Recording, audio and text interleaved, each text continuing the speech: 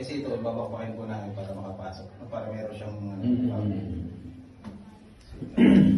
ito po yung nagustuhan po nila dito na laboratory, yung ikabit ko po sa ilalim. Oo. Kaya kung halimbawa yun ang gusto nila sir, dito po mapapalagay.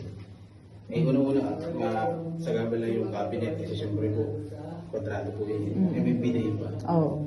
So medyo masikip talaga po sa pakaramdam para sa amin. Pwede ditong sa bagay, yung cabinet pwede rito tapos may salamin dito. Ay, dito po ang ano na pinto. Ang pinto nga pala. Ano, sliding ang pito, hindi? Hindi. Hindi. Ay, wala pong kami pinag-uusapang pinto pa nito. Pero kung ever po palalagyan nila sir ito, dito po talaga ang swing niya. Right swing siya. Kung sliding naman, kung dito ka maglalabatory, mahirap din ano. Pwede po, nasa labas po yung ano niya. Dito na. Pwede sliding, malalagyan dito ng salamin. Kasi mas lalaki pag sliding ang pinto. Pero, kumpara doon sa ano. Ang salamin nasa taas lagi ng laboratory. Ako, palagi po yun. Tapos, lalagyan pa ng cabinet sa ilalim. Yung isang set na po siya, yung binibigyan. Tama.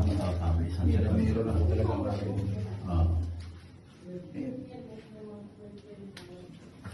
Hopefully maganda ang kalabasan. You see, meron na yun.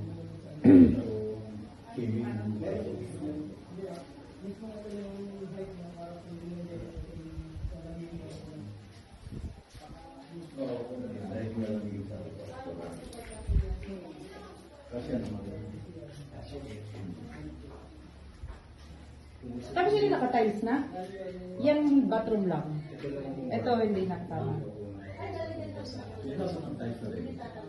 So, gagawin pa namin dito, kailangan mo natin ito ng 10 cm.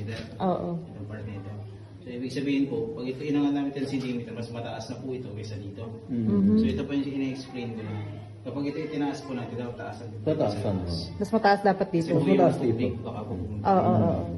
So, kung inangat po namin yun ng 10 cm, ito po, aangat po ito ng 12 to 13 cm. Actually, may guhit na po kami dito eh. Ito po part nito.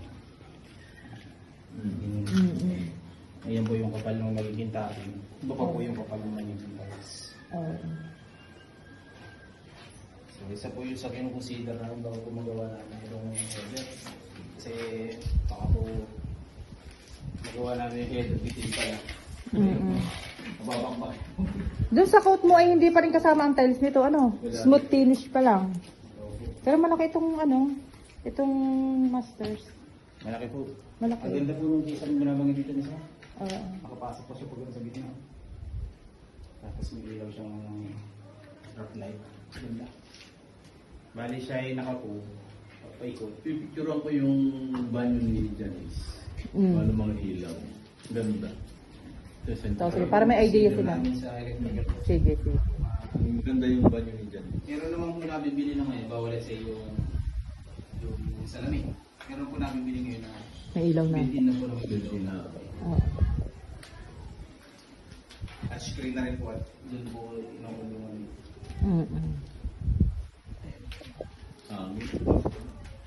Malamig dito talaga. Ay, look po ganun doon. Hindi malamig talaga. Kung gugustuhin po nila sir ito palaki, kaya pa po namin itong palaki. Ano ba ito? Ay di pag magpapalaki tayo din eh. Dito na po. Pabakbakin yun. Ang haba-haba pa po ng konti. Ay di ang kanila namang closet ang liliit. Liliit po ito. Yung cabinet naman po niya, tapos ganito lang po yung palaki yan. Okay na yun. Yun naman banyo, hindi naman yan ipamisa-misa na naman gamitin. At saka, Was a day lang. Siguro pag nakita na nilang mayroon din bang bathroom sa baba, di ba? Meron po. Ayan. Yun yung aking banyo, kita mo napakaliit. Well, actually ito po, malaki na ito para sa Laki na yan, Kasi, as long as naman po hindi lang maging maskip pag wala po ginagamit natin si banyo. Okay naman.